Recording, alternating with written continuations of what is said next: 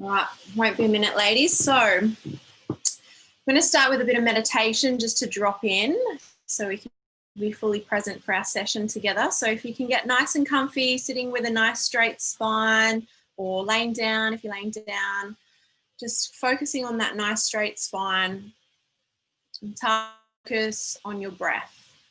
Breathing in through the nose and out through the nose. Noticing the cool air as you breathe in and the warm air as you breathe out.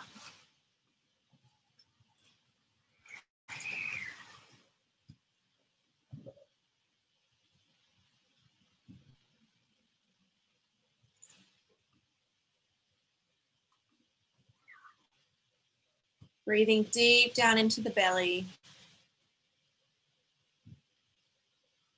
Breathing away any thoughts.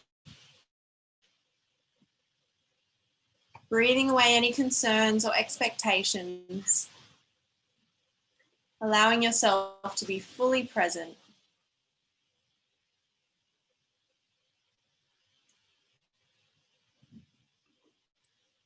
Anytime your mind wanders, bringing your awareness back to your breath. Imagining now a big ball of golden light sitting above your head. With an inhale, breathing in that light to the heart space. And then exhaling down through the body, through the womb space, down into the center of the earth. And again, breathing into the heart space. Exhaling down through the body, through the womb space, down into the center of the earth. One last time together, breathing in the golden light from the top of our heads, breathing into the heart space, feeling the heart space soften and expand and warmth, and then exhaling it down through the body, through the womb space, down into the center of the earth.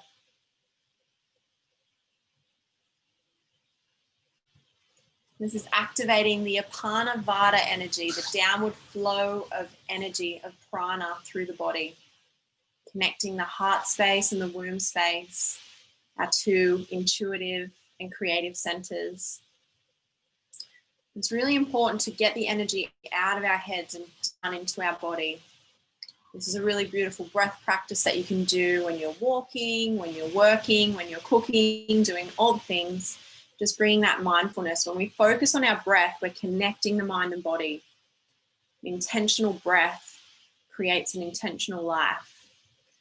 And deep breaths activate the parasympathetic nervous system, the rest and digest state.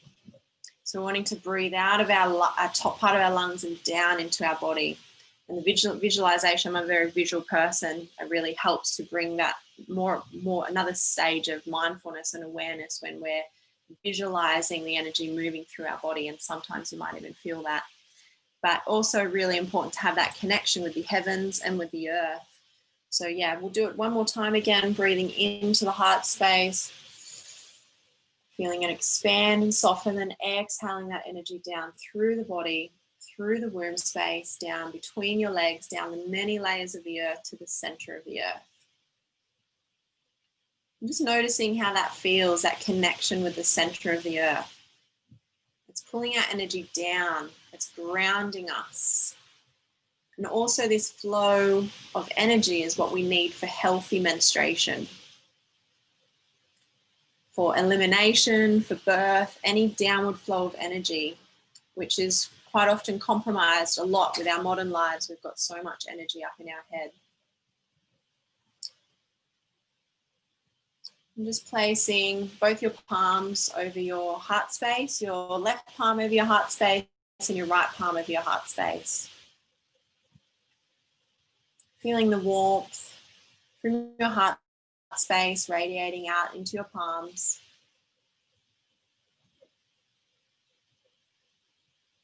Noticing the heartbeat underneath your palms.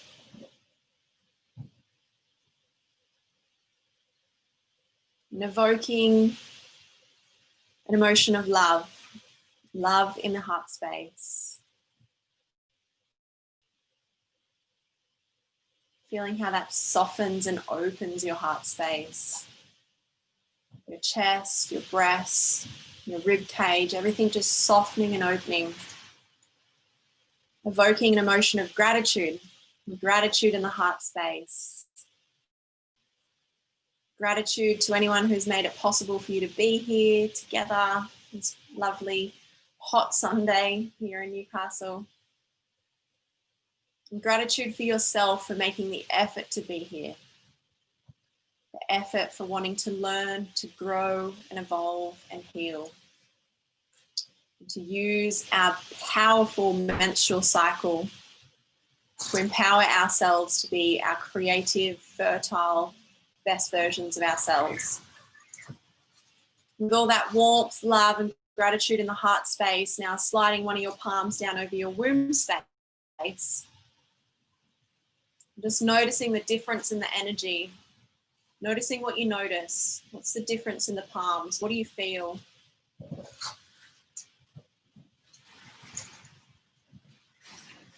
And sending all that love and gratitude from the heart space down to the womb space. Sharing all the love and gratitude, all the circulation, all the warmth from our heart space down into our womb space. This is a beautiful way to connect our two powerful centers as women. This is where all our creativity, our fertility, and our intuition lies. And the Western culture tries its hardest to drag us away from having this deep connection with ourselves, deep connection with these powerful centers of our body. Love and gratitude for our heart space and love and gratitude for our womb space. I'll let you just rest in that for a moment.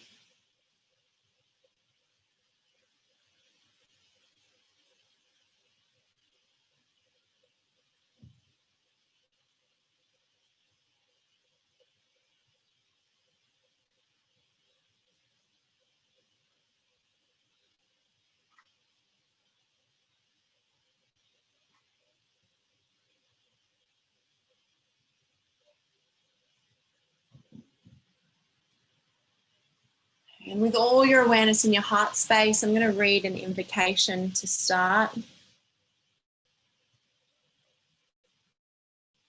So keeping your eyes downcast or closed, with all your awareness in your heart space, hearing the words resonate through your being.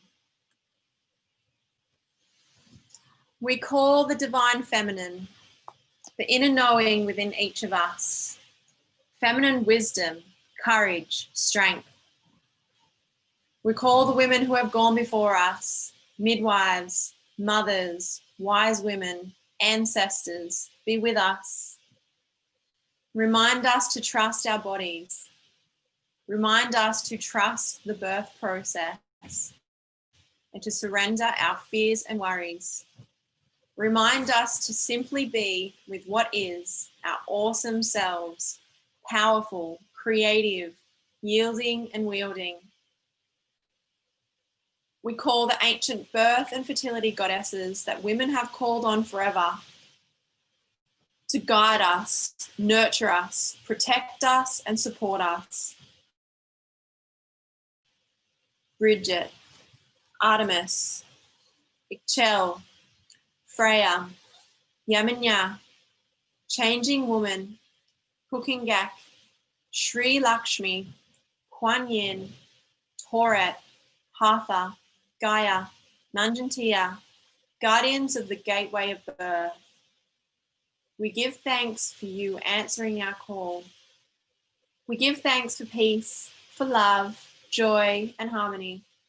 We give thanks for healing, for insight, for happiness, for fun, and for safety. We give thanks for our connection with the earth and the moon. We give thanks for the opportunity to heal ourselves and to help heal the world, and to live our life purpose by sharing our medicine with the world. We give thanks for all humanity to feel safe, supported, guided, and nurtured. And we pay our respects to the original custodians of the land, whichever land you're on, and all the lands, the spirits and the guardians. Blessed be.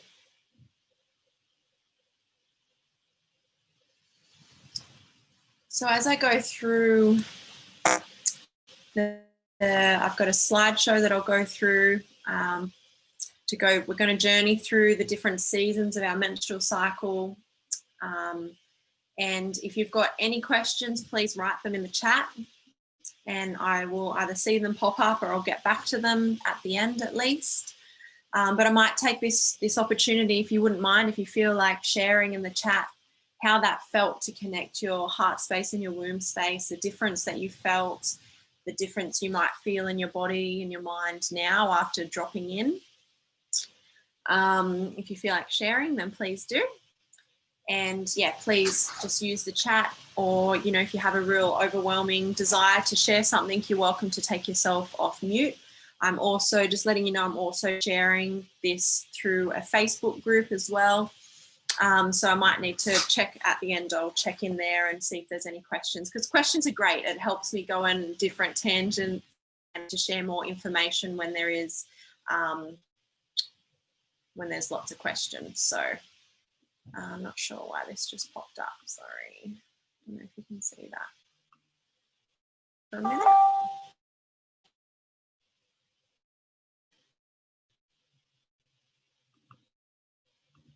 I'm not sure why that's come up.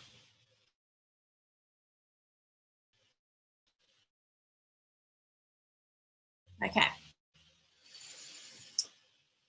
I love sharing this quote. It really aligns with my work, and something to really contemplate is, dis-ease can only take hold in a woman when her Shakti is depleted and her rhythms are out of sync with Mother Nature.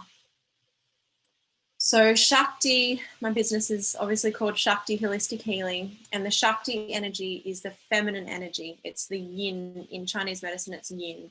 And it's the stillness and the darkness before manifestation, before creation. And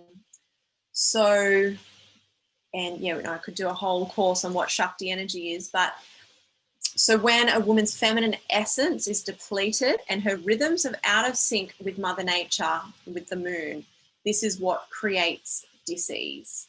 So, you know, we've got the cycles of the moon, which we're going to talk about through our session, and then we've also got the seasonal cycles of the earth throughout the year. But the moon phases, the moon cycle is the same seasons as the yearly seasonal cycles. So it's very much this awareness that we need to embody of the ebb and flow through life, the inwardness, the retreat, the renewal, and then the peaking and the sharing, the expressing. So, you know, we've got so many modern conditions like, you know, painful menstruation, endometriosis, polycystic ovarian syndrome, autoimmune diseases, fertility issues, go on and on and on. But there is this real disconnect with our rhythms with the earth, you know, staying up late after dark. That's creating a hormone shift, particularly if we're on our laptops or on our technology, because our pineal gland picks up light. When it gets dark, you start to produce melatonin, and that is your sleep hormone, which then keeps your serotonin, your happy hormone in balance. And so, yeah, just simple things like having nice, dark, relaxing environment after you go to bed. That's helping you connect with the circadian rhythms of the earth, the daily rhythms, at least, you know, the light and the dark. There's one rhythm. Then we've got, the seasonal rhythms, which we'll go through and talk more about. So yeah, I'm just going to shot in little bits of information to, you know, I really want you to have light bulb moments, and I really want you to ask questions. I want this to be as interactive as possible. And yeah, we're wanting to just really empowering women to become their own healers. And it really starts with connecting with the rhythms of the earth, the daily rhythms, the seasonal rhythms, and connecting with the rhythms of the moon, which is a monthly rhythm. So here I have a beautiful menstrual wheel that I've designed up. Now, if you're in the Northern Hemisphere, the Earth the energy spins the other way, and it's meant to be the other way around. So I do need to design a different one that goes the other way, but I can't really get my head around it because I'm in the Southern Hemisphere and I don't quite understand what it means. But yeah, we'll just go through. I'm a very visual person, so it's nice to have a graphic to work with. When I do this workshop in person, I have a beautiful center altar set up with cards and flowers and things, so you can visually see what it looks like. So at least with this, you can kind of notice with the flowers, it's all blooming and florally and looks very creative and fertile at the top of the wheel. And then coming down the wheel, there's more darkness, there's more sticks, there's not as much blossoming. So we start with week 1. So that's the red bit at the bottom. So this is when we're menstruating, or the week of our menstruation. So day 1 is when you have your heavier bleed. So some women get spotting. And it's really important to pay attention to the quality of our blood, how long our cycle is, how long we're bleeding for, any symptoms that we have, because as women, we are very lucky. They call this the 5th vital sign. This is your body showing you how your health is. Painful menstruation is a sign that you need to be spending more self-care time, to be doing things to add more circulation to your womb space. And that circulation can be physical circulation, but also, mental, emotional, spiritual circulation, like we did with our breathing practice, breathing the energy down into our womb space. Because painful menstruation is the womb space calling out, hey, pay attention to me. There's not enough energy down here. All the energy must be up in your head. And, if we don't have a self-care practice, we're forced to have a self-care practice during that time. If you're having a really painful menstruation, you're going to have to stay home from work. You're going to have a bath. You're going to have to cook a nice, nourishing, warm meal, or get someone else to do it for you, preferably. So we need to put these things into practice. If you put in the self-care practices, you are then rewarded for it. It's very much a give and take system. So if you're putting in the self-care practices throughout the month, getting that warmth in there, massaging, doing womb steaming, eating warm, nourishing foods, then you've already got that circulation, and then you'll have, 1 month might be less pain, and then the next month will be less pain. But the other thing is that when we're actually bleeding, this is a very intense detoxification process, which as women, we're very lucky to have, because men, you might go to India and do a panchakarma detox. And one of the practices that they do with panchakarma is they put leeches on you to bloodlet. They're pulling out the blood so that you will create more new fresh blood, more on a cellular level. But we have that each month.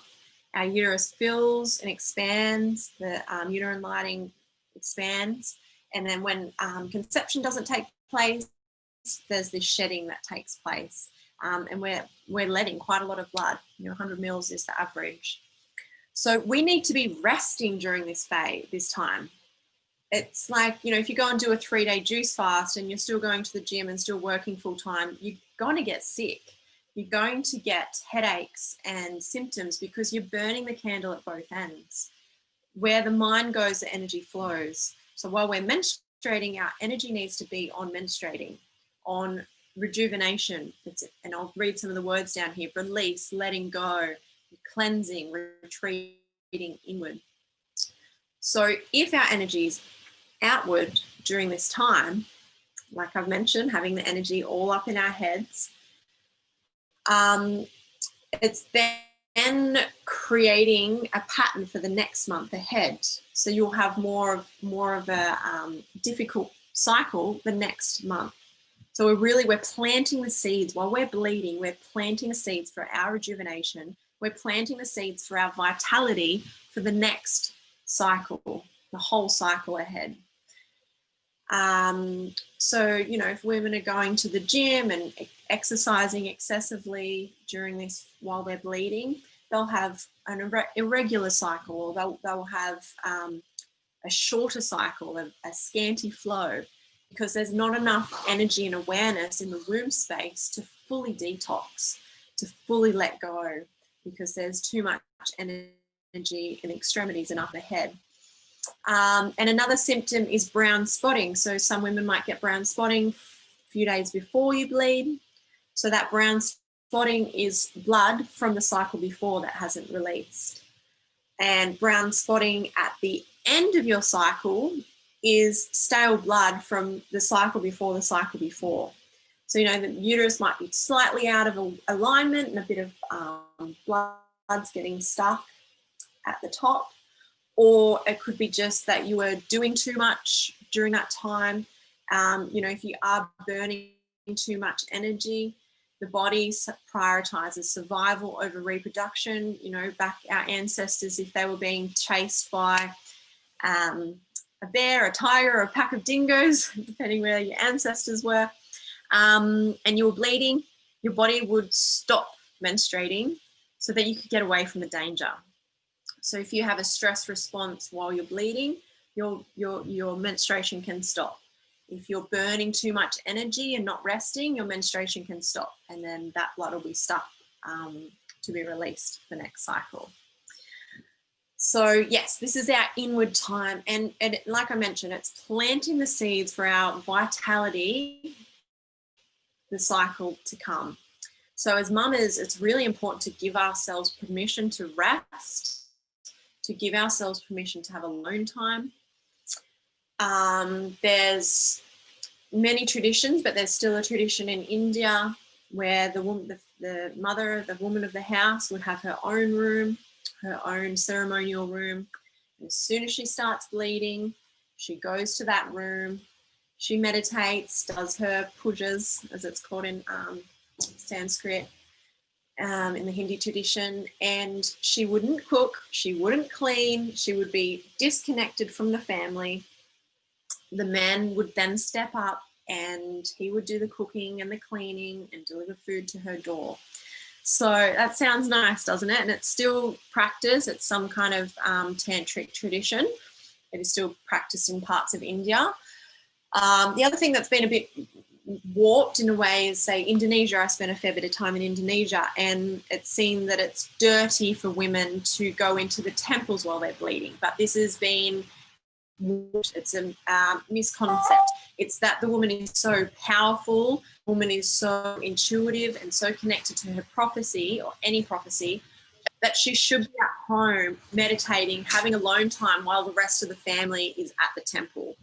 And I've also heard that it's also said that, you know, the woman's too powerful, there's too much divinity or earth energy. So there's so much earth energy, then stepping into a divine place during that phase of her month is a conflicting energy. Wild things could happen. So yeah, there's all these misconcepts. The other thing I wanted to share is post 5,000 years ago. So, you know, we've got a lot of text from, you know, the Bible, Ayurveda, Chinese medicine. All these things can only go back to 5,000 years. But then pre-5,000 years, archaeologists have found beautiful goddess statues. There's lots of things in the pyramids that have led them to believe that it was feminine rulership. We worshipped the goddess. We worshipped the earth and the moon.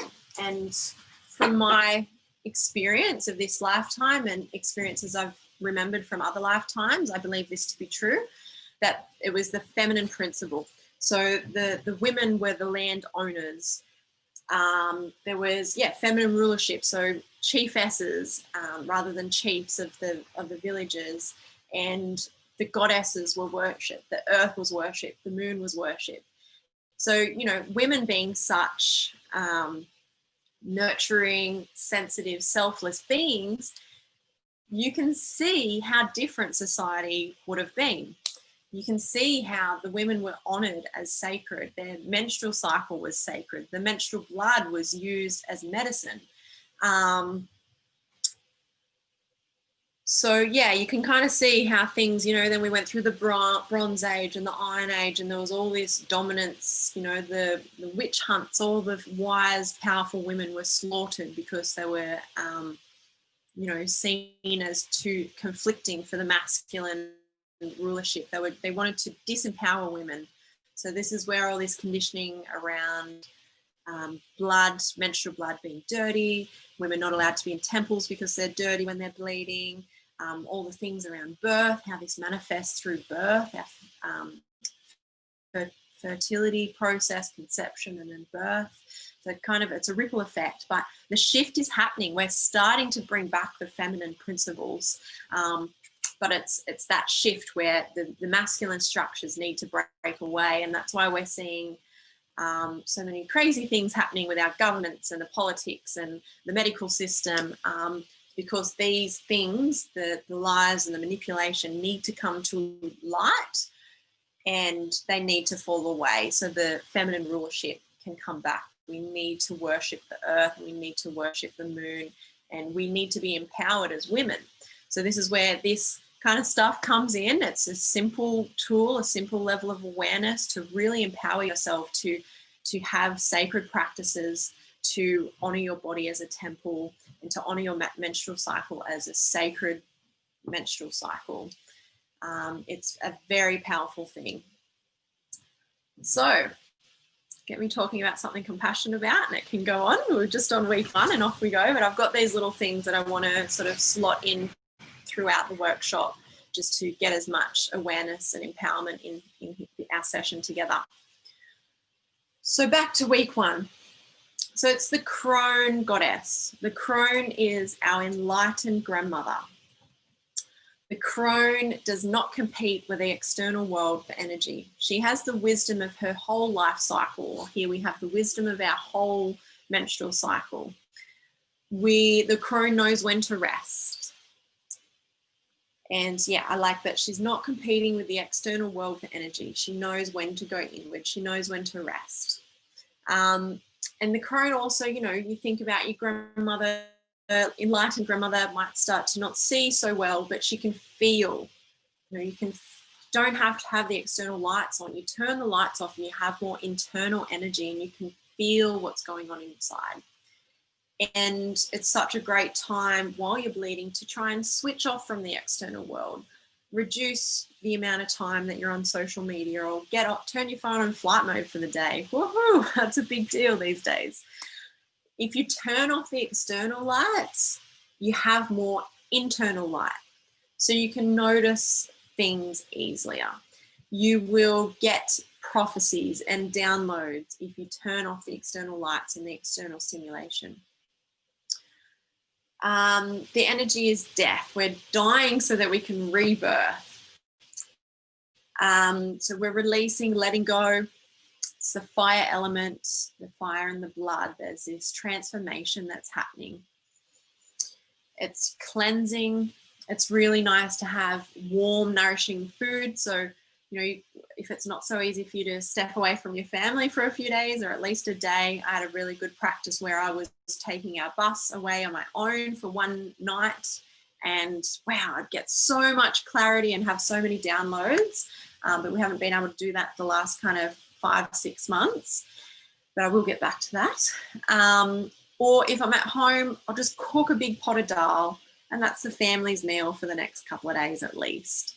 It's warm, it's nourishing, it's easy to digest. No cooking, no cleaning if you can at least. Have that inward energy. Ask your partner, ask your family to support you to have that time and space. And if you don't have children, lay the foundations now. Have that time and space for yourself to go inward, to journal, to notice what comes up. You might feel that creative energy coming in, particularly if you're menstruating now. It's the full moon tomorrow. I can't remember exactly what time. So it's conflicting energy. The new moon, if you're bleeding on the new moon, and traditionally I believe all women all around the globe would have been bleeding with the new moon, but we have experiences of bleeding on different moon phases for different phases of our lives to teach us different things. So I've been able to cultivate my cycle to stay on the new moon for most of this year at least. I'm very affected by stress with my menstrual cycle, particularly before doing a lot of this work. If I had an argument with my partner or flew overseas, or flu even nationally. And if I was meant to menstruate or ovulate, I just wouldn't get my cycle. It would skip a couple of weeks or a week, come a week later. Again, that's because the body prioritizes survival over reproduction. It's very clever. So if you're bleeding on now, if you're bleeding with the full moon and you're about to bleed, this is the menstrual cycle of a healer. This is the menstrual cycle, it's the universe sort of not allowing you that real deep descent inward. Like when you're bleeding on the new moon, you've got the new moon dark energy, you know, there's no moon in the sky. You sleep more on the new moon. You're more inward naturally on the new moon.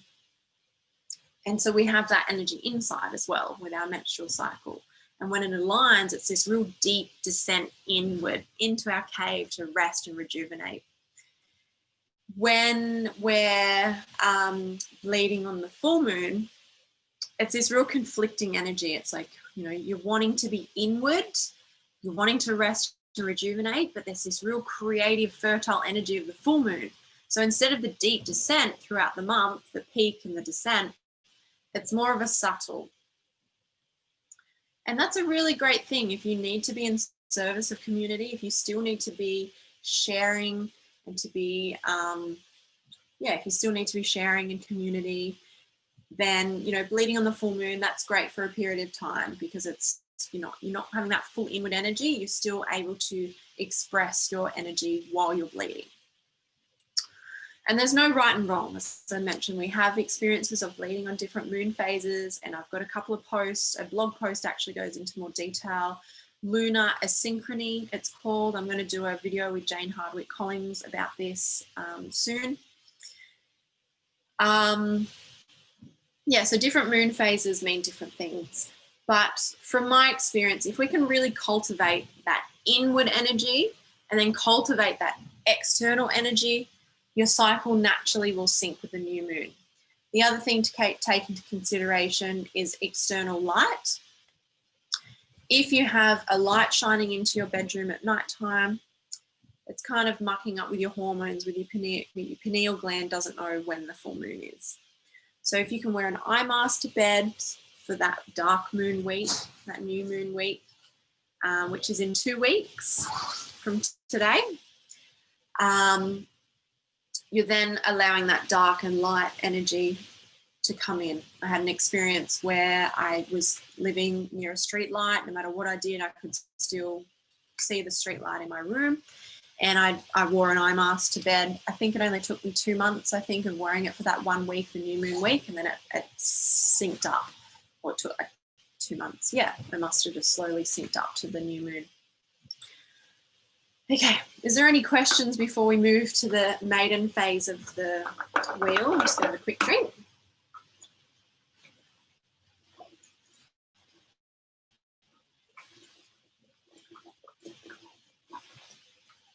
I've got a page slide on each of these phases as well, so we're going to go back through and make sure I haven't missed anything. So it'll, really sink in. Just check the chat. Can you touch on why we change bleeding moons? What happened? That happens quite often to me.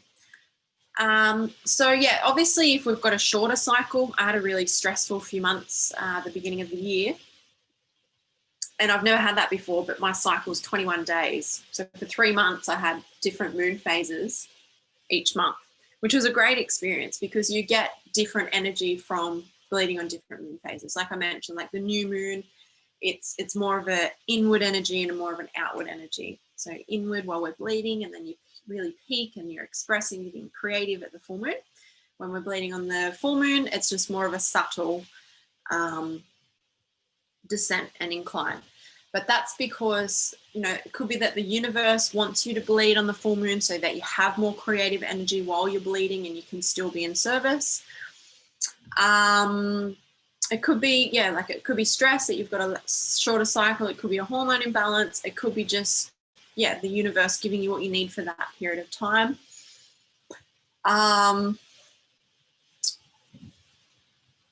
But I feel like I'm going to really drive this in, and we can start doing that now. I'm going to do the whole wheel, and I'm going to talk about cultivating 2 weeks inward energy and 2 weeks outward energy. So the inward energy, we're really working on ourselves. It's our self-work, our shadow work, our self-realization, our study. And then our 2 weeks is expressing out in society, in service, sharing, writing blog posts, all those things. So I'll go around the whole wheel, and then I'll talk about that 2 weeks, 2 weeks. So just going to move to the, I don't know what side the screen's flipped, but to the light pink, to week 2. So also, sorry, the crone winter menstruation is south. I've just got the little directions in the middle. So obviously if it's, you go further south, it's more darkness. And then we're going to the east. So that's week 2. This is the maiden energy. So this is our adolescent self, all that fresh, vibrant energy. Spring is the season. So spring, you know, all the fresh blossoms, that freshness. You know, if you're in somewhere that's really cold and snows, the snow is starting to melt away, starting to get more energy, more vibrancy. You know, and the seeds you've planted in the winter week, they're starting to sprout now. They're just little sprouts. They start to re-emerge back into the world. We're starting to get that new energy, that renewal.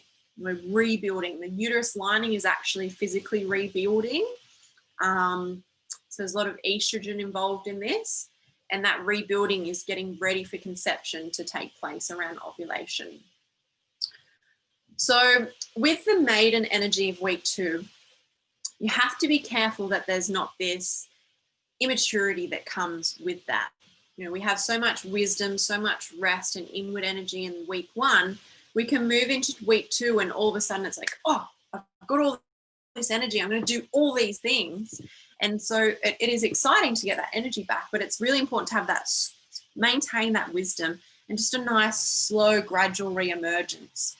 So I know when I first started to implement all this, I was very much into my physical fitness at the time, and I wouldn't exercise while I was bleeding. I would not go to the gym while I was menstruating.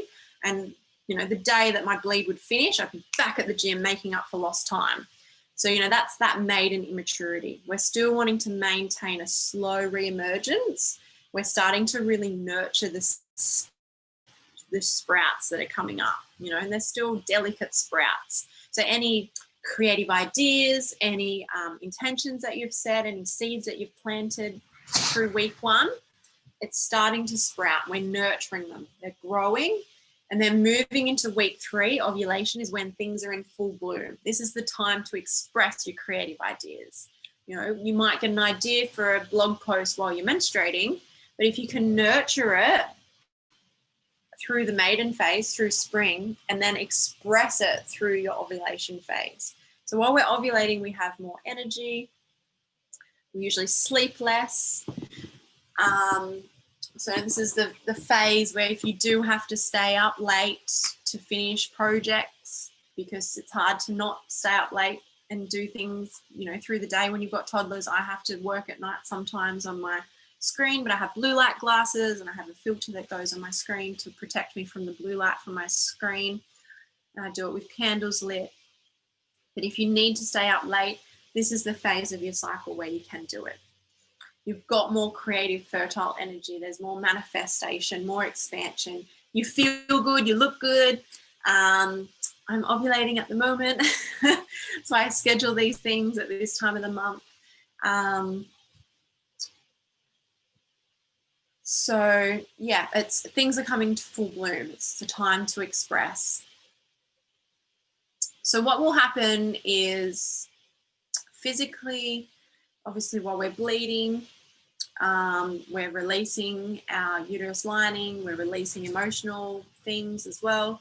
Then the uterus lining's building up through the spring. And then ovulation is when, the ovulation phase is when you'll get cervical mucus, and then the egg will be released. And then once the egg's released, it then only lives for 24 hours. I say to wait a few days to be extra safe, so you're in your safe phase of your cycle if you want to follow natural fertility awareness. Once the egg dissolves, there's a drop in hormones.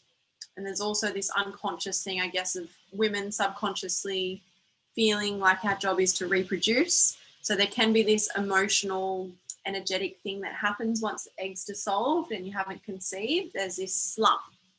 And that's the initiation into the autumn week. So we've got that on it's on my left-hand side of my screen. It's the light green. So this is week 4 of our menstrual cycle.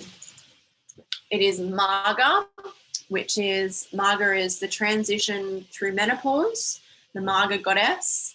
And if we can try and think of, an enlightened menopause transition, a woman that has honored herself her whole life cycle.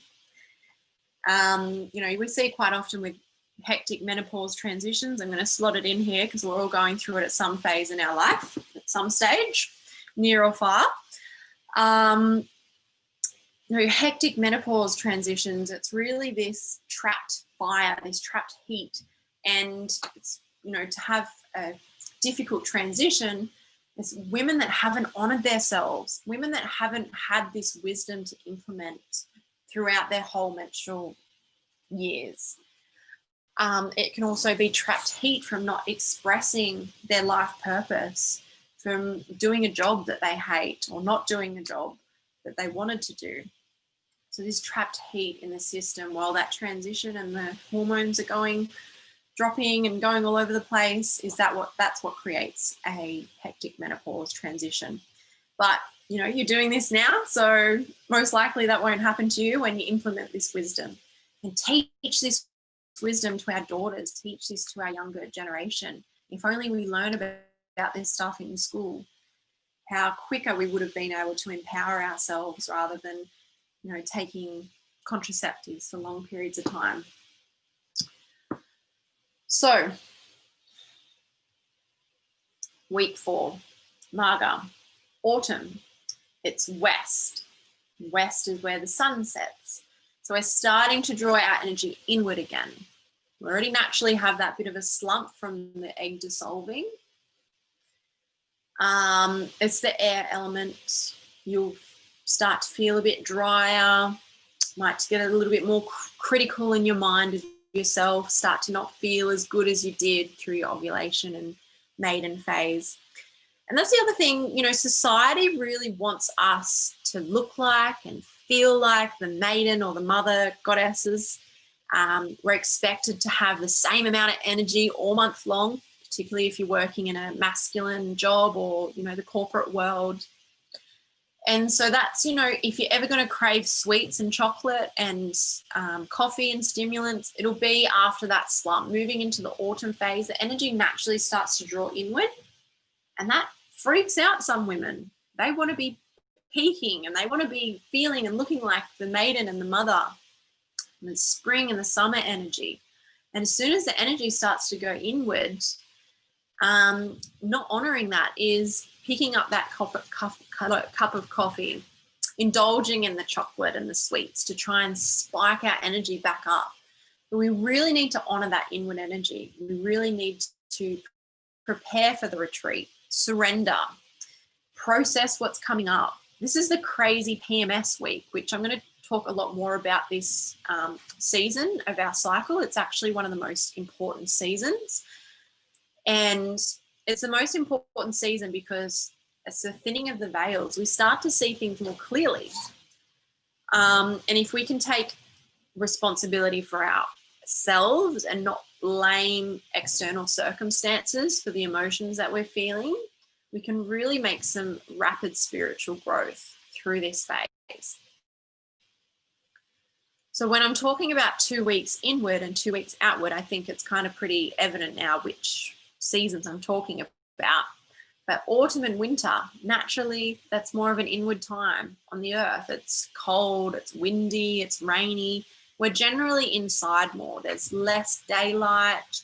We're sleeping longer hours of the day. So we need to implement these seasons in our menstrual cycle. And so spring and summer, there's more daylight, there's more social activities, there's more, we feel better in our bodies. We're outdoors more, we're in nature more. So you can see the external energy. So utilizing this for our business and for our work. You know, I've had the gift of being self-employed for the last 6 years, 7 years, 8 years, maybe even. And I schedule my work around my cycle. I feel more confident now. I'm able to speak better and articulate my words better now because I'm ovulating. But in a week's time, when I'm in my autumn phase, or in 2 weeks' time when I'm menstruating, I can't articulate my words. I'm very, very good with my speech at the best of times, but I really can't articulate my words. I'm more self-conscious. I have more of the self-critics activated in my mind. So it's, you know, it's not that great to work through those phases. I'm not my best self. So for me as well, I feel it's really important to be working on ourselves, to working on our shadows and having dedicated time for ourselves, to look at things like astrology, gene keys, human designs, read a self-empowering book, you know, get a coach, do whatever you need to do to empower yourself to be the best version of yourself. And when you're really laying those foundations, you're then able to step up in those next 2 weeks and share your wisdom, share your medicine, to be in service. The other thing that comes up a lot in the autumn phase through the PMS, particularly for mothers, but any women, you know, as I mentioned, we're such selfless giving beings that we, even in our jobs, in our work situation, even if you're in the corporate world, you know, the woman's the one that's, you know, helping out and selflessly doing the things to help others. We're kind of holding space for the masculine, holding space for our family. And if we don't honor ourselves, if we don't have this inward time and this outward time, alone time, time to work on ourselves, self-care practices, this resentment builds up. And I see this a lot with mothers, that they can't work out why, since they have had children, they're having hectic menstrual cycles. They're having painful menstruation. They're having painful ovulation, all these different symptoms, different qualities of blood, cycles changing around the clock, changing to different moon phases and moving around. They can't work out why things change since they had children. It's because we don't have enough time now for self-care. We think we don't have enough time. We're giving so much of our energy. We've also got so much survival energy in our heads. So doing practices where we're breathing into our heart and then down into our womb space, womb steaming, self-massage, doing little things throughout the month, then is giving you a little, you know, gold star next to each time you do something. You're kind of building up these self-brownie points so that resentment doesn't build up. So resentment really is the root cause of PMS. It's not honoring ourselves for the whole month that's gone before. So notice what you notice. Really pay attention. Our menstrual cycle is the greatest tool for self-awareness, the greatest tool for spiritual development, the greatest tool to physically see what's happening with our physical health. Okay. I'm going to move on to the next slides now. Does anyone have any questions before I move on? I might just check Facebook as well.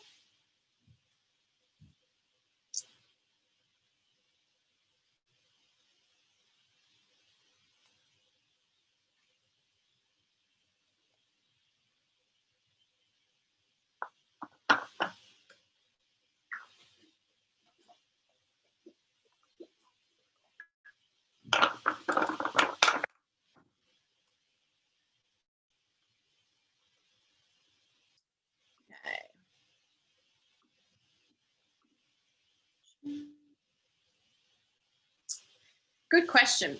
How have you been able to nurture your cycle to stay to the new moon? Great question. Yeah, so honoring that 2 weeks in and 2 weeks out. So I noticed that even when I went through that stressful period where my cycle went to 21 days and each month, it might have even been 4 months. It was a long period of time. I had lots of crazy things happening. And I've also found if I go really inward, if there's too much inward energy or too much outward energy, that makes it flip.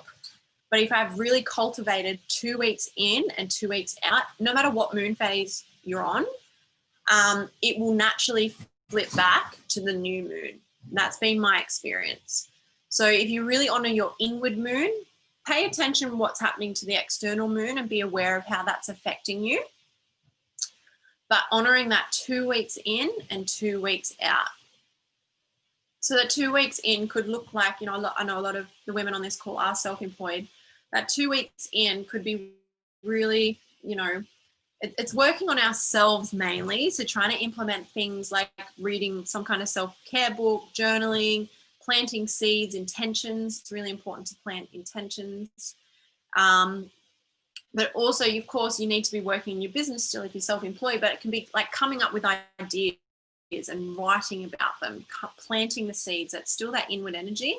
And then the 2 weeks out in the maiden and the mother and the spring and the summer energy is then expressing those, writing the blog posts, jumping on calls, making videos, sharing things. And so for my business, when I was physically seeing clients, I would see majority of my clients through week 2 and week 3. And then I would have less clients in week 4 and then no clients while I was bleeding.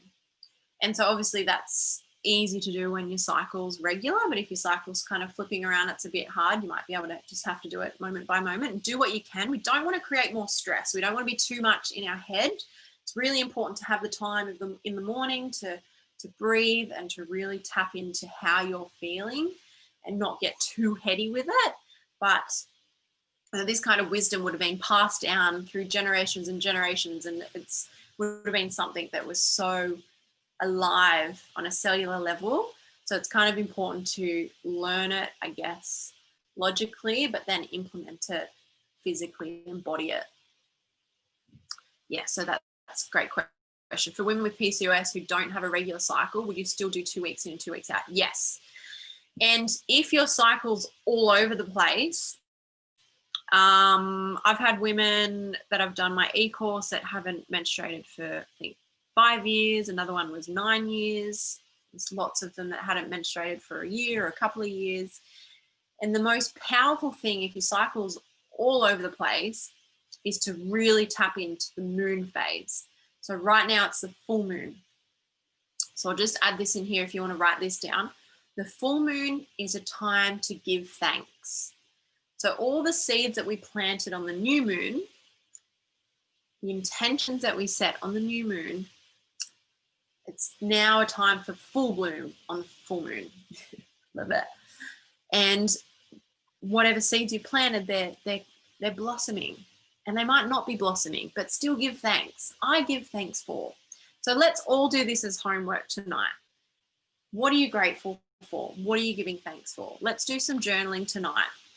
Connect with the moon. If you can, go out, stand barefoot on the earth, look up at the moon, feel the moon's energy radiating through your body, into your heart, down through your womb space, down into the center of the earth. And yeah, affirm what you're giving thanks for. And then next week, if you're not having a cycle and you're a regular cycle, I'm talking about this for women that aren't bleeding, that need to sync back up with the moon so their menstrual cycle can come back. Because quite often, you know, there's a lot of things with PCOS, but stress really is the root cause of nearly all conditions from my research and understanding, particularly menstrual conditions.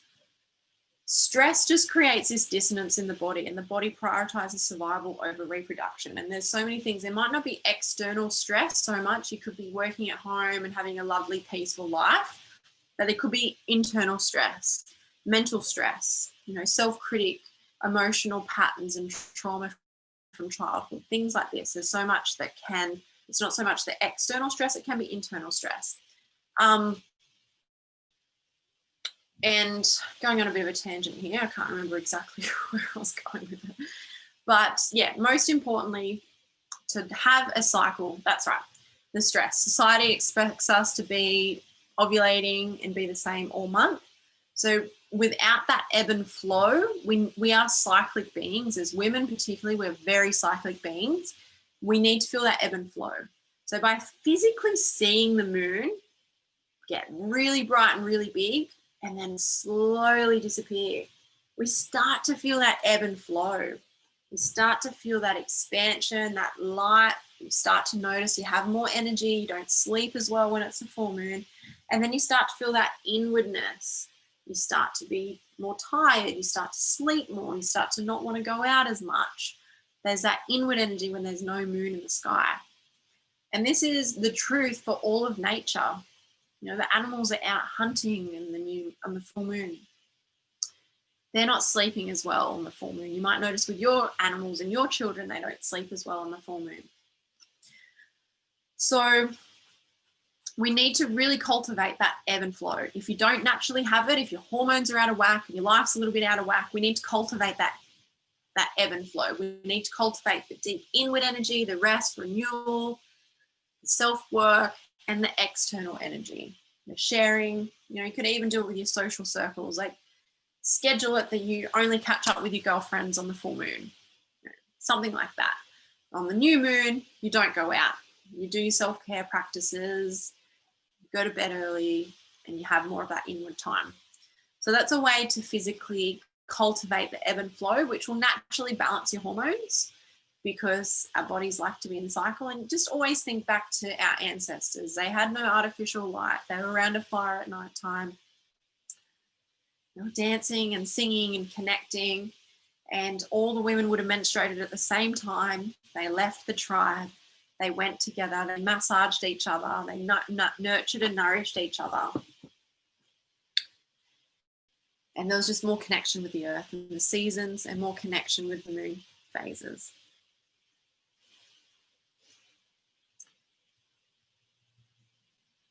Yes, yes. So stress being a huge factor, 11 years of working in childcare. Cool. It's hard enough being a mum to one toddler. I can't imagine working with lots and lots of kids. But yeah, we just have to implement what we can.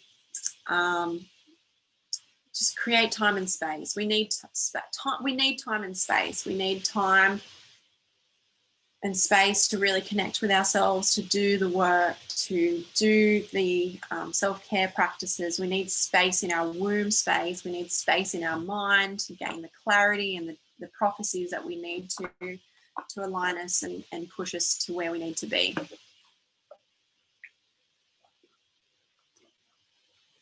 Oh, that's amazing. You're not in childcare now. Well done. Full-time massage therapist. Great. So try and schedule your clients with the moon phase. Obviously honor your cycle, and it's a bit hard because your cycle's all over the place with PCOS. But if you really can cultivate the moon, I always say to honor your inner moon above the outer moon. But if you could do it for a couple of months, honoring the outer moon, it would sync up naturally because you're feeling that inward and outward energy, or at least honor your inwardness. And you don't want to be massaged while you're bleeding. That's probably the first rule, actually, that we're taught in Ayurveda. With the Ayurvedic massage, that we don't massage when we're menstruating. That is an inward time, and we don't want to be using external energy, which I've shared with you.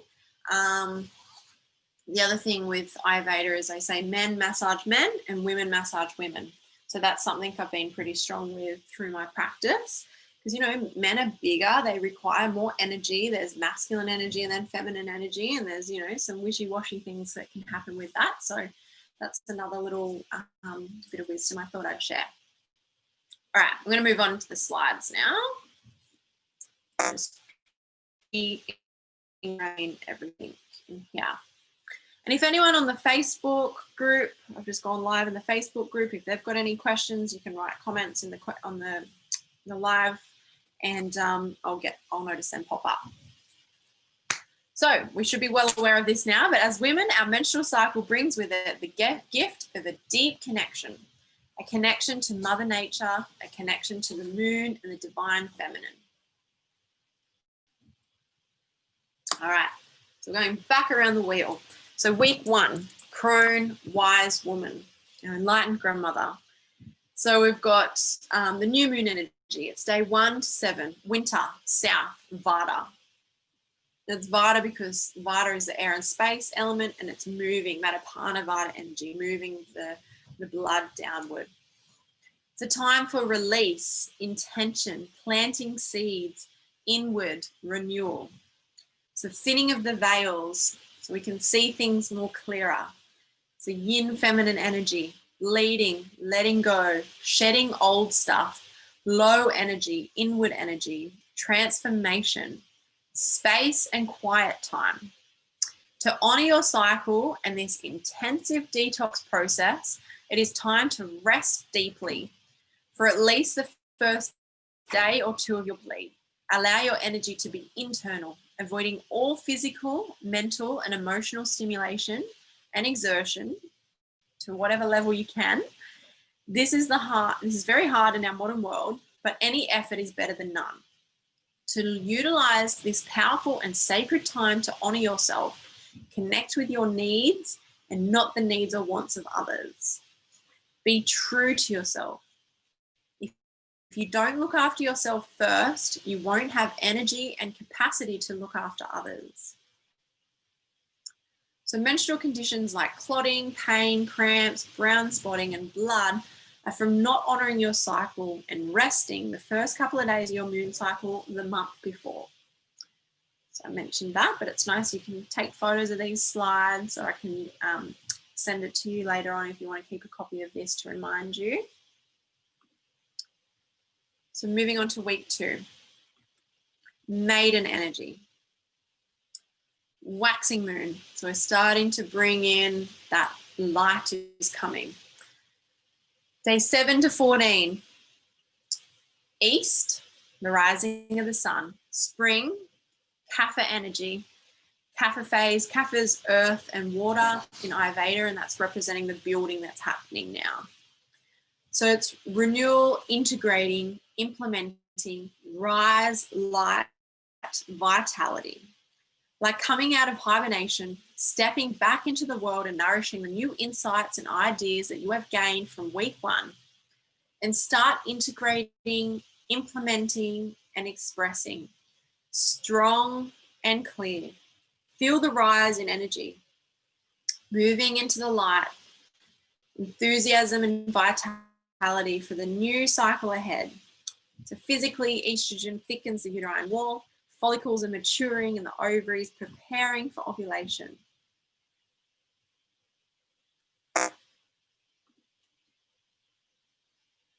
Week 3, the mother week. Mother goddess. This is summer, day 14 to 21, north, and it's also a Kapha phase. There's a lot of earth and water. There's a lot of juiciness without ovulation. There's the cervical mucus fluids, which is a sign of our fertility. Our cervical mucus is what keeps the sperm alive, ready for conception. So yeah, it's a very juicy week. It's a week that we like the most. So we feel the best, we look the best. We're ready to procreate. So it's expansive, it's creative, fertile, and illuminating. So energy peaks at this time with personal power, self-confidence, strength, manifestation, creation, fertility, passion, and shining heart energy. Outward masculine energy with high creativity. Start putting ideas into practice. This is the best time to start a new project or express that new project. Libido is its highest at this time. So you can learn through natural fertility awareness, which I do teach, that will teach you how to tell when you're ovulating, and then how we can have safe periods through our cycle where you can't conceive. And then there's just this 7 to 10 day phase, 10 days to be safe phase of our cycle, which we can conceive, that we need to be cautious. And again, if this was shared in schools, we'd have less young women having to have contraceptives for a long period of time, any period of time. So week 4, the Enchantress, the Marga. It's autumn, day 21 to 28. It's the west, the setting of the sun. Inward sensitive time, surrender, process. What is not okay is not okay. Hyposensitive, emotionally, physically, and mentally. Feminine inward drawing energy, subconscious connection. Patterns and conditionings come to light. Feeling deeply. Be, not do. Prioritize. It's a sensitive time. Truth time. Use this time as a gift. Women have this time as a precious and sacred time for self-realization, to raise our awareness and consciousness, to honor your body, to help heal the feminine. Let go and allow the sacred energy to flow. So I did mention I want to talk more about the autumn phase of our cycle, the PMS crazy week, and how it is, you know, even through autumn, it's after such a heated, expressive time of summer, that energy starts to draw inward in autumn. We have that gift throughout our cycle. And through the thinning of the veils, seeing things more clearly, we're able to utilize this cycle, this time of our cycle, for self-realization. And to really look at ourselves and to notice what we notice what's triggering us. So rather than reacting, we're responding or taking that time inward to process what's coming up before we then respond. So I'll just read this and we'll go on more about this. So hopefully you've all heard of Eckhart Tolle. He's the author of The New Earth and The Power of Now. So I'll just read what he's written in some of his books. The collective dimensions of the pain body has different strains in it.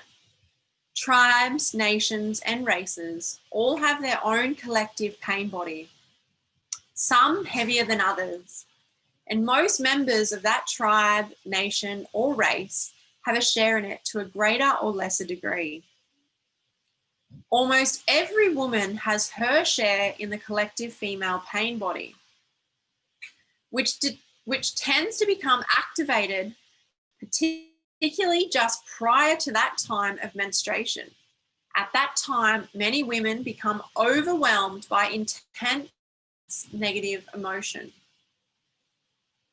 If you are able to stay alert and present at that time and watch whatever you feel within, rather than be taken over by it, it affords an opportunity for the most powerful spiritual practice, and a rapid transmutation of all past pain becomes possible.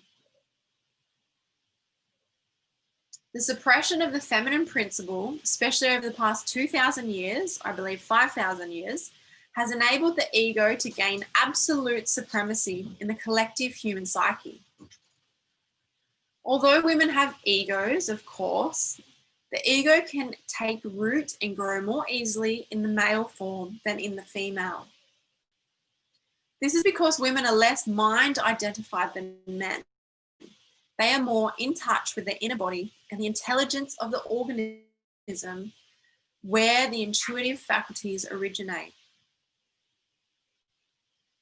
The female form is less rigidly encapsulated than the male, has greater openness and sensitivity towards other life forms, and is more attuned to the natural world. Thank you, Eckhart Tolle. So what he's saying here is, yes, there's collective pain.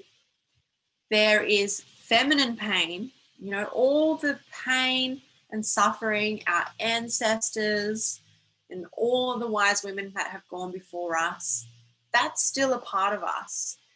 So when we're becoming triggered through the autumn phase of our cycle, it's not so much that it's an individual pain, it's a collective feminine pain. And, you know, I mentioned briefly about, you know, pre-5,000 years ago, the matriarchal rulership, the goddesses, and honoring the earth and the moon and all that beautifulness, and how then the masculine rose up, suppressed the feminine, And there was all that pain, the slaughter, the rape, the pillage, all the witches that were burnt, all the healers, the wise women, midwives, all the powerful women were wiped off the earth. And so that pain is still within us, and that is a factor, I don't like the word factor, but a part of the pain that we can feel if we're in tune enough, or if we're really softening and surrendering into that autumn phase. Things will come up. You know, we naturally, the fire element physically starts to build up in our body through the autumn phase. So we naturally have more reactiveness. We naturally have more inflammation and pain in the body. And if we can really honor that inwardness that needs to take place, to really reflect and take responsibility for what's coming up and keep digging deeper and deeper and deeper, we can heal those wounds. We can empower ourselves. We can heal those wounds. And you'll notice cycle by cycle how much better, how much more empowered, how much more clear and connected you are by honoring that inward time. So journaling is a great way to do that, to journal and process. You might want to reach out to a healer to gain more support, to hold space for you, because traditionally, you know, we had all the wise women around us. We had our grandmothers, our aunties, the healers of the tribe. We had all these wise women living with us, supporting us through these transitions in life, holding space for us when we're going through healing these traumas and parts of ourselves, handing this wisdom down to us. And now we have to actively seek this. We need to feel supported. We need to feel nurtured and guided. We need space held for us.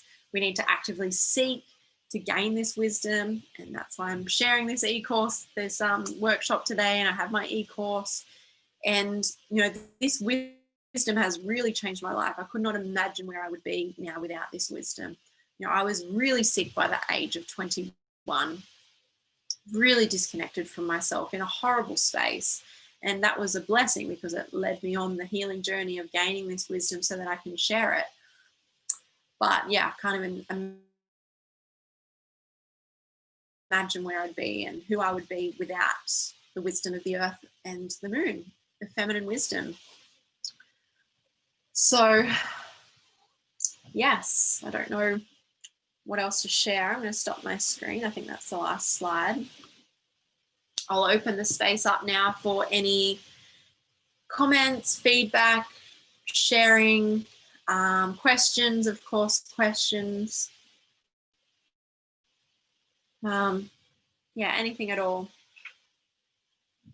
And then we'll finish with some meditation.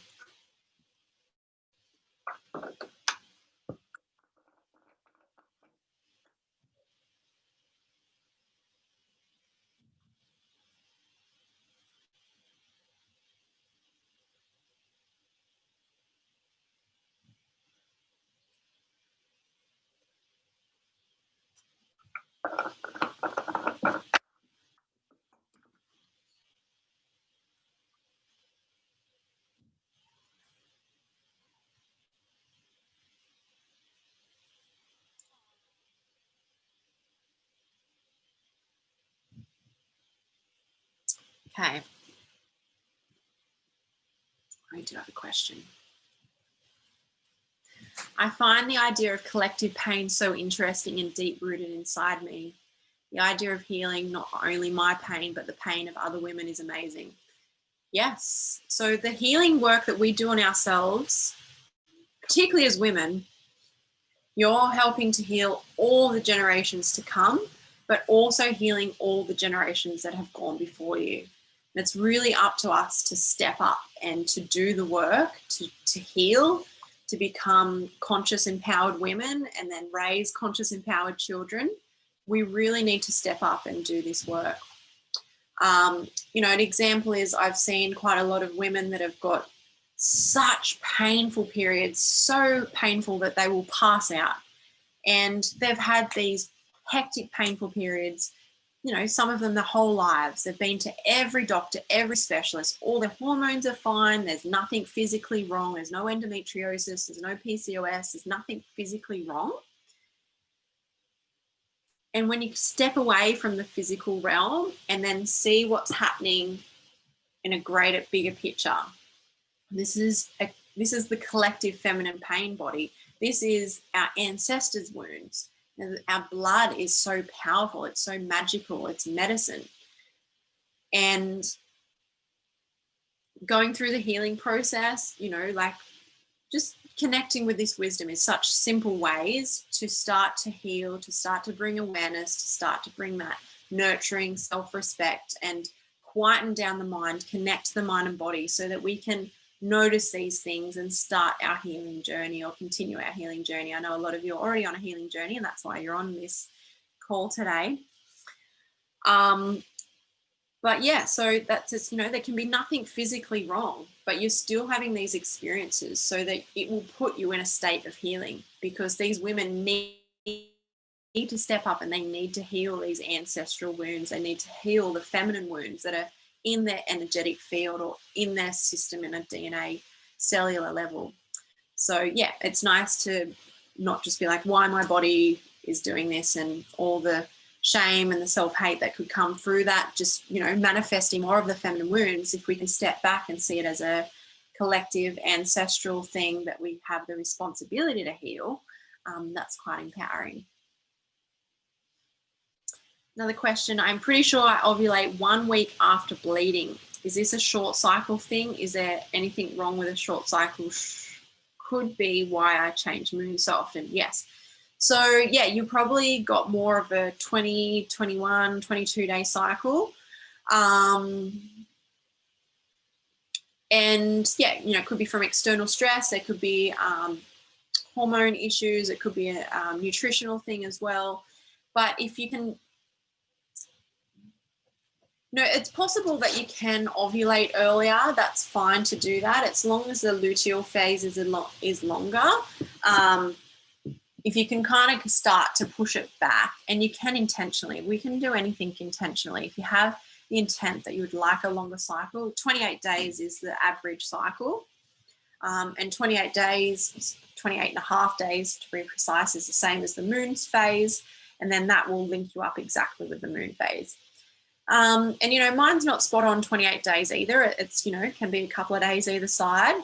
For me, the most aligned bleed has been bleeding on the dark moon, and then I finish bleeding on the new moon. That's been really powerful to have that real deep inward letting go, releasing. And then the new moon is like, you know, the sprout starting to sprout, and that's the start of my spring week. That's been really powerful. Yoni eggs. Yes, I'm going to do a video with a friend, Sarah, about yoni egg practices. So there's things like this. It's more of a womb connection, bringing in the self-care practices. So womb steaming. Womb steaming is really powerful to be done in your spring week and your autumn week. So just after you finish bleeding and just before you start bleeding. So that's a really powerful practice. Massage, self-fertility massage. There's a video on my Instagram TV on how to do that. You can do that every night. It's just a sensation of touch with beautiful herbal oils, you know, getting that circulation around your digestive system and your womb space. Journaling. So the new moon is a time for release. So the dark moon is time for release, or through that autumn phase, you're kind of noticing what you need to release through the autumn phase and process.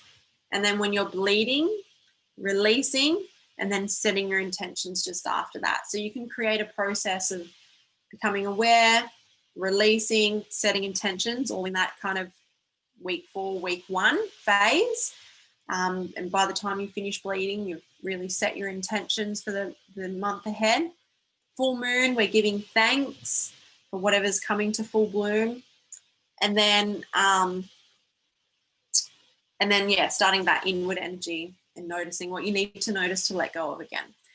Another thing physically I could recommend is a herb called shatavari. Shatavari is a beautiful, nourishing herb. quite often with irregular cycles or lighter, shorter cycles, there can be a vata imbalance and air and space imbalance. So bringing in a nourishing herb like shatavari. Another one that would be good is vitex, which helps to increase your progesterone. The shatavari increases egg quality, sperm quality, nourishment of the uterus, helps to balance the pH in the vagina, helps to have a nice thick uterus lining, and it helps to regulate your cycle. It's really getting that deep nourishment into our reproductive organs, which might be just the missing link, along with the other self-care practices I definitely recommend, but maybe the herb is the missing link. Mugwort's great, but mugwort can bring on menstrual cycles. I like to use mugwort for a longer cycle, more so than a shorter cycle. Mugwort will help to stimulate what needs to be stimulated to bring on menstruation. Like Kelly mentioned, yoni egg is a really beautiful practice to help strengthen the pelvic floor and to bring that energy into your womb space. I love the jade egg because it's green, which is the heart energy. It feels like a physical way of connecting the womb and the heart space. And it just helps regain more sensitivity in our womb space, particularly after childbirth. Just to recap on those herbs were shatavari and vitex. Vitex helps to helps your pituitary gland to balance progesterone. So it'd be great for you to do charting, like natural fertility awareness charting, where you're taking your temperature to see exactly when you're ovulating, if it is early in the cycle or later in the cycle, and then I can see your hormone balances from that chart, and then we can work a little bit more precisely with things like vitex and different practices. But as a general thing, if you want to try this all first and see how you go, definitely shatavari, vitex, and bringing in the self-care practices, honouring your 2 weeks in and 2 weeks out. See if there's any questions on Facebook. Right, is there any more questions?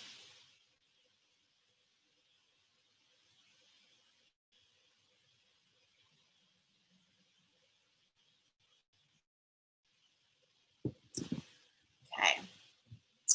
So I'd like to finish with alternate nostril breathing. This is a beautiful yogic practice called Nadi Shodhana. And I love to share this because it's a very powerful tool to connect the mind and body, to calm the nervous system, and to bring in that mindfulness. It's really powerful to do in the morning. I preach that the first hour of your day determines the rest of your day. So to bring that mindfulness and that deep breathing in the beginning part of your day, you then are more likely to maintain that for the rest of the day.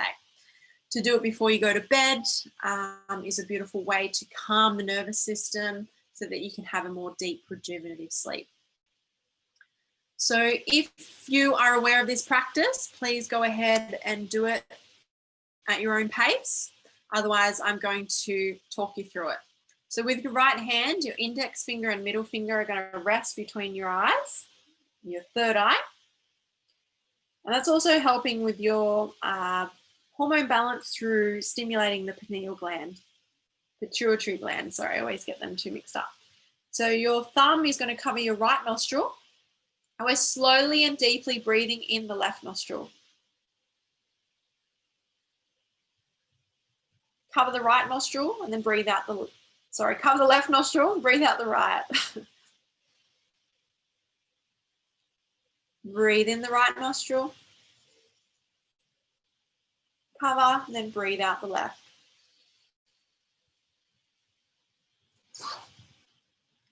Breathe in the left.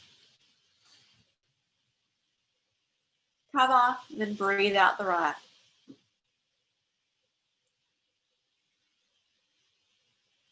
Breathe in the right. Cover, then breathe out the left. Deep, even, relaxed breaths, breathing all the way down into your belly.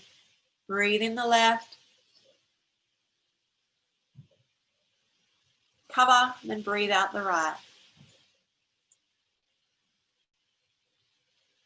Breathe in the right.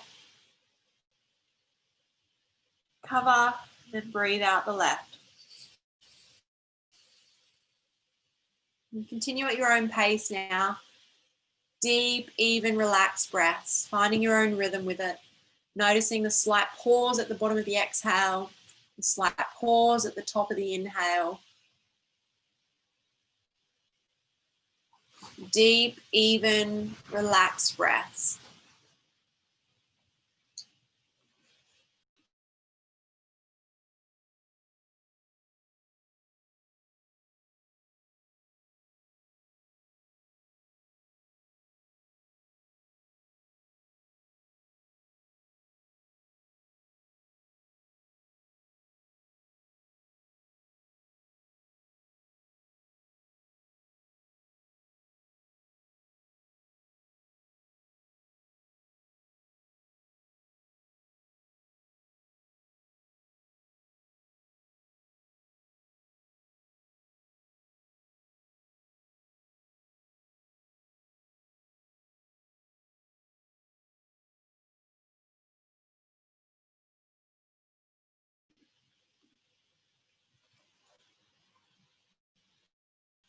And finishing now with your next left exhale.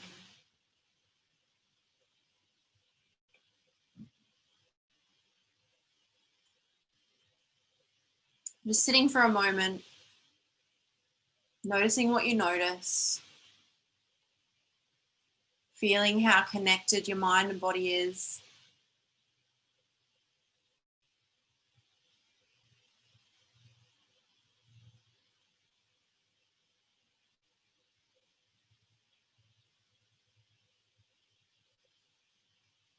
With all your awareness in the heart space. Again, let's breathe into the heart space, feel it soften and open. Exhale down through the body, through the womb space, down into the center of the earth. We are connected to the earth's rhythms. We are connected to the moon's rhythms. We are a conduit between the heavens and the earth. We are connected. We are all connected.